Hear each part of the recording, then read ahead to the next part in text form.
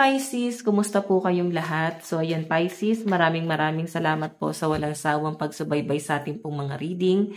And kung ikaw ay bago pa lang sa ating channel, mag-subscribe na po kayo. Then, i-click mo na rin yung ating notification bell para lagi kang updated sa ating mga bagong upload, okay? So, in case sa mga interesado naman po pala sa ating private reading, iiwan ko na lang po yung link ng aking Facebook sa ating pong description box below. Ayan, message niyo na lang ako. Okay, tingnan natin guys, ganap sa inyo ngayong February 2025. Pisces, Sun, Moon, Rising, and Venus sign.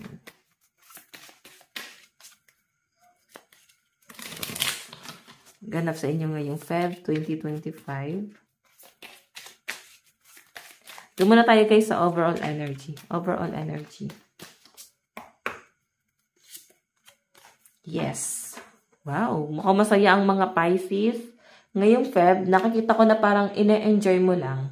Okay? Parang go with the flow na lang din yung iba sa inyo. Hindi nyo na din guys binibig deal yung mga bagay-bagay. And nakikita ko sa mga Pisces na, ayan, kung medyo may mga Pisces dito na emotional, sinasabi lang dito na mas piliin nyo maging masaya. Kung nagkakaroon ng ups and downs sa buhay mo, hindi naman guys permanente na lagi kang malungkot. Minsan, challenge lang tayo. Kasi merong ibig sabihin yon, okay? China-challenge ka para mas maging matatag, hindi para pahirapan ka. So, nasa iyo na lang talaga yan, guys, kung paano mo papatatagin yung sarili mo, kung paano mo i-enhance yung sarili mo, okay? So, mas piliin mo daw, guys, maging masaya kahit sobrang komplikado na, kahit minsan medyo may mga bagay-bagay na, may mga bagay na parang nagpapastress sa inyo. So, ito po yung sinasabi. Okay? Tignan pa natin. Pisces, Sun, Moon, Rising, and Venus sign.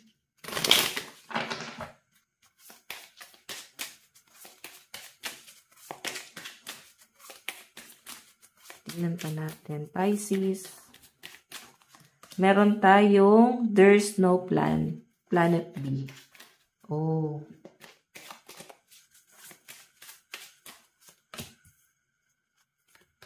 Need help.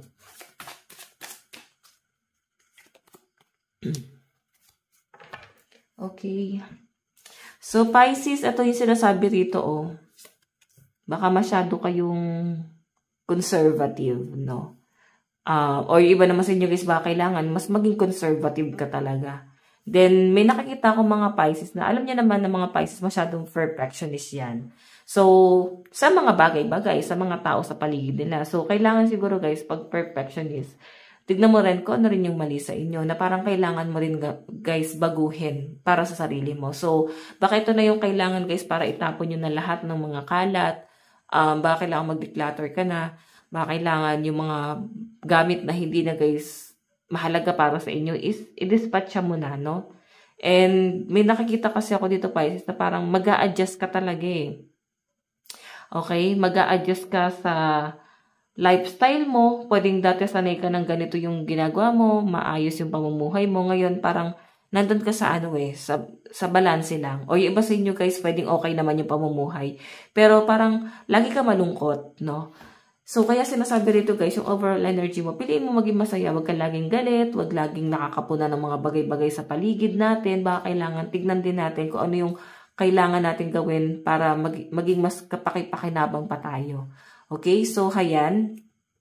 And ito naman guys, sometimes I need help. So, pwede kasi na nandun ka sa point, Pisces, na before, puro katulong, puro ka pagbibigay, then ngayon parang dumating ka sa pinaka downside ng buhay mo, parang ito yung mapapatanong ka na parang minsan kailangan ko rin ng tulong, so sino yung tutulong?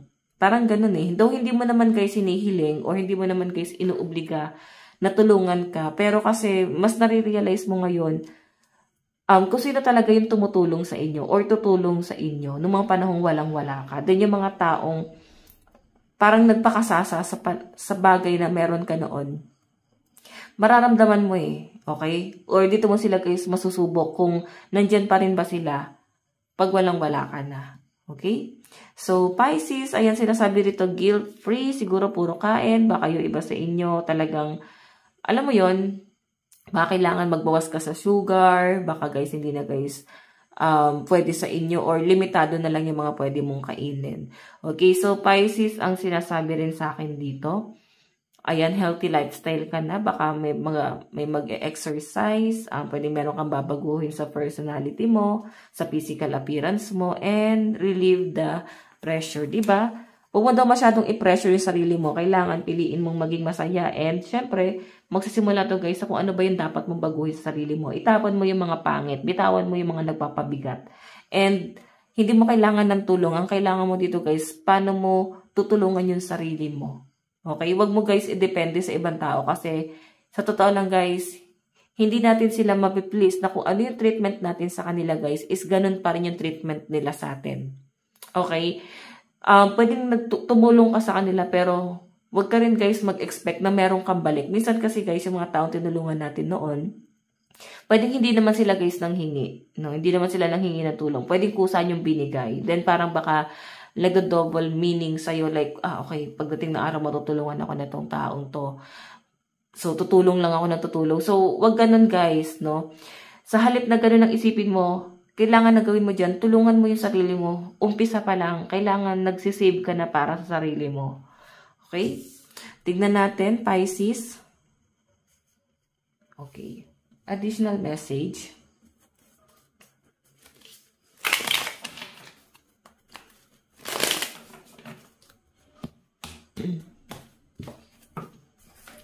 Pisces, Sun, Moon, Rising, and Venus sign.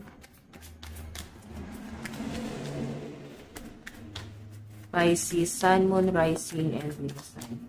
Additional message po kay Pisces. Meron tayong sweet dreams. Ayan, ipahinga mo muna yung sarili mo. Pwedeng pinagpapahinga ka na talaga muna ni universe sa pressure eh. Masyado na yung problema, masyado na yung toxicity sa paligid mo. And parang sinasabi lang dito na para hindi na guys madama yung ibang tao or para hindi ka na din guys nag-overthink para mas makapagpahinga ka na. Kasi pag marami kang obligasyon guys, mas mabigat yung problema. Okay, pag marami kang obligasyon or pwede inuobliga mo yung sarili mo na obligahin sila. Okay, kusa ka nagbibigay. Mapagbigay naman kasi talaga ang mga Pisces. Okay, kahit walang-wala na sila. Tignan pa natin. Meron tayong family. Ayan, importante sa'yo ang pamilya mo ngayon. Pwedeng sila pa rin talaga ang tatakbuhan mo sa parang sa kung ano man yung pangangailangan mo, no? Pwedeng sila yung magpo-provide, sila yung magbibigay sa'yo ng guidance, no? Sa oras ng pangangailangan. So, mask. Ito guys, Pisces, sinasabi dito, parang kailangan kilalanin mo na yung mga taong papasok sa circle mo, no?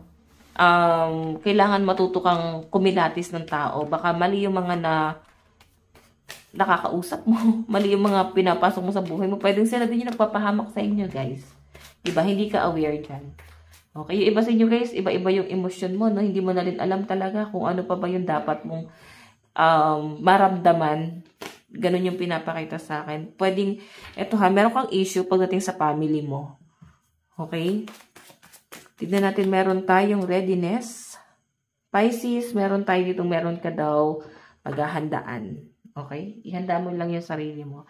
Pisces, lucky number mo is 39, 46, 24, and 44. So, kung ano man tong paghahandaan mo to, feeling ko, na pagplanuhan mo na to, guys. Kasi sa February, sisimulan mo na siya. Meron ka ng mga hakbang.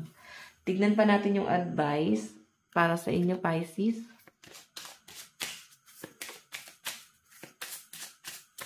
Meron po tayong unknown territory. So, iba sa inyo guys, medyo na-acquiredan ka talaga na makitungo or pwedeng iniisip mo yung sabihin ng ibang tao na parang, eto na kasi yung tingin sa'yo eh. Tapos parang mababago dahil lang may nangyari, no? Parang biglang baka magbago yung pakikitungo nila sa inyo. So, wag mo sila guys isipin. Ang isipin mo, once na magbago yung pakikitungo nila sa'yo, ibig sabihin, meron lang talaga silang ine-expect or meron lang silang gustong ma-benefits sa inyo. At least, alam mo na kung sino yung dapat mong pakisamahan talaga, no? Kaya nga sinasabi rito guys, matuto kang bumasa ng mga taong pinapapasok mo sa circle mo. Okay lang na makipagkaibigan ka, pero kailangan limitahan mo yung mga tutulungan mo. Ganon. Yung energy mo kasi guys, nape-pressure ka, hindi lang sa family, kundi sa kaibigan, sa mga tao sa paligid mo. Okay? Ayan. Hirap kang makisama or makibagay, pero nakikita ko dito guys, sa dami na ng mga pinagdaanan mo sa buhay, mas natututo ka na. Pisces, ito lang po ang inyong reading. Maraming salamat po. God bless and love you all. Bye-bye.